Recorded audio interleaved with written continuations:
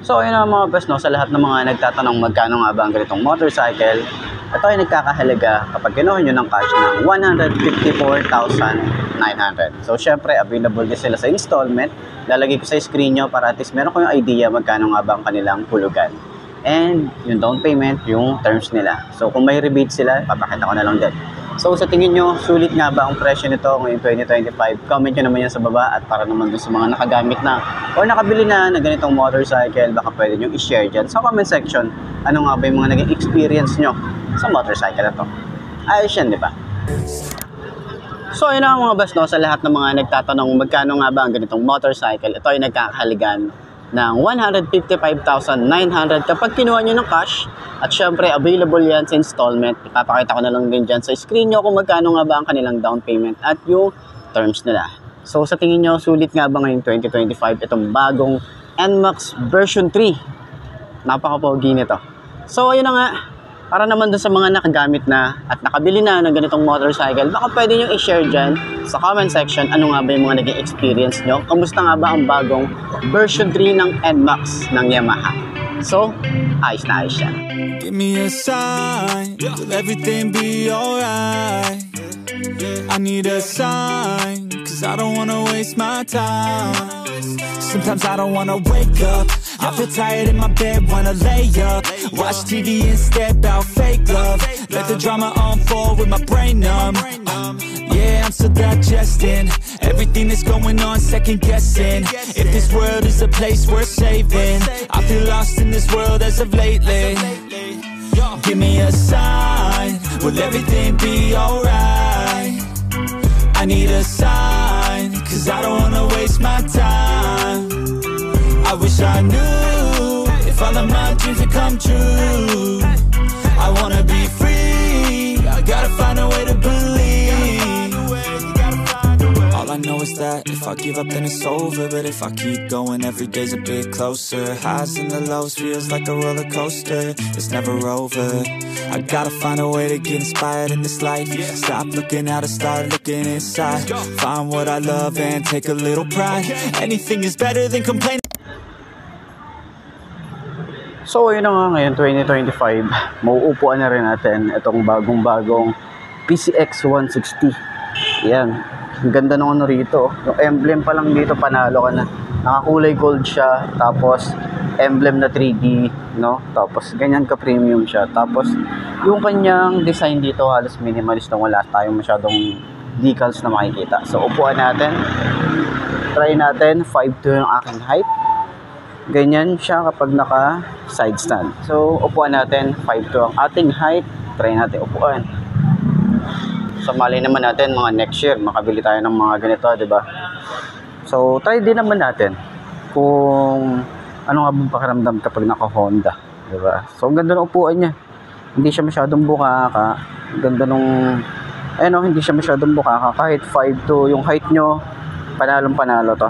5'2" yung height nyo, panalong panalo to, dahil sa lambot, sa ganda nung kanyang foam na ginamit dito. Sa long ride, okay na okay to pang long ride. Masasabi natin talaga na panalo to. Maxi scooter, then yung presyo niya, yung specs niya, talagang panalo para dito sa bagong PCX 160. Tapos ang dami nilang binago rito, diba? Tulad nitong handlebar, yung front face niya, yung kanyang panel na talagang mas improvement, no? Ang ganda ng improvement na ito. Nasa switches, napakaganda ng mga switches niya. Ayan, di ba? So, tayo specs, talagang panalo na eh, di ba? Pero try natin yung kanyang shock sa harap. Ganda ng shock sa harap. Ganyan, sa likod.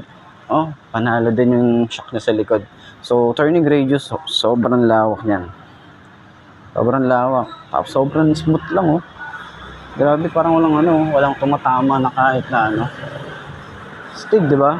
So, para dun sa mga gustong kumuha ng ganitong motorcycle, ilalagay ko yung contact number nila dyan para at least rekta na kayo sa kanila mag-inquire, or pwede nyo naman akong i-message para at least ma-assist ko kayo sa mga gustong bumili ng ganitong motorcycle. So, sa tingin nyo, sulit nga ba ang kanyang specification and then yung kabuuan ng motor? Panalo ba sa inyo? Comment nyo naman yan sa baba. So, ngayon, center stand natin. Kung madali ba siyang center stand. Okay. Center stand. Napaka-smooth lang. Panalo. Ayos. So yun na nga. Ngayong 2025, mauupuan na rin natin itong bagong NMAX version 3. Okay, so ito yung standard version. Yung turbo, baka makita natin soon. Update ko kayo dito sa may Mega Vea Baliwag branch, no? Baka meron silang available. So last time kasi, meron na silang nabenta ng turbo. So ngayon, standard pa lang yung nakita natin ngayong araw na to. At napakarami nilang available na unit dito. So meron silang kulay gray tapos kulay black. So upuan na natin. 5 to ang aking height.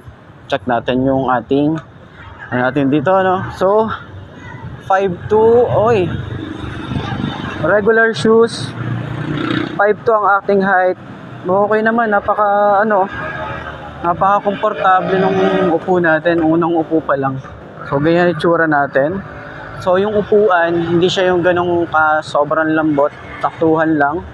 Okay, pero yung position ng ating paa, ganyan pa din. May extension pa rin tayo rito, standard position. Tapos meron tayong foot pegs dito para sa angkas. Ayan. Tapos yung feels natin dito, ayos ah. So meron kasing NMAX yung kuya ko. So alam ko yung pakiramdam na yung upo, parang halos same pa rin naman, pero parang bumaba ng konti. Yung shock niya, ayan, maganda pa rin yung bounce ng shock. Sa likod, ayan, so nakabasa na tayo dyan, di ba? So turning radius niya sobrang lawak, tumatama na sa atin, di ba? Tapos mas tumaas yung dito sa harap, di ba? Mas kita mo na yung panel. Tapos ang ganda ng features nila rito. So ayan, sa lahat ng mga gustong kumuha ng ganitong motorcycle, ilalagay ko yung contact number ng Mega Vea Baliwag branch para sa mga gusto mag-inquire, para at least rekta na kayo sa kanila na mag-inquire. Okay, so pwede nyo rin naman ako i-message para at least i-assist ko kayo. Okay, so yan, tingin nyo, sulit ba ang ganitong motorcycle? Napakaangas na ito. Tapos magaan naman siya. Pag tinatayo natin, magaan siya. Diba? Gusto ko yung shock dito. Oh, anis. Yan. So sa tingin nyo, ano nga ba yung masasabi nyo sa bagong NMAX na version 3? Comment nyo naman yan sa baba para at least malaman ko rin yung feedback nyo kung ano nga ba yung mga naging comment natin dito sa motorcycle na to. Ayos. So center stand natin. Hindi natin kung magaan din siya yung center stand. Napakadali lang din yung center stand. I will make it happen one day. You gon' see my face in my name. Came to this place to be great. Okay.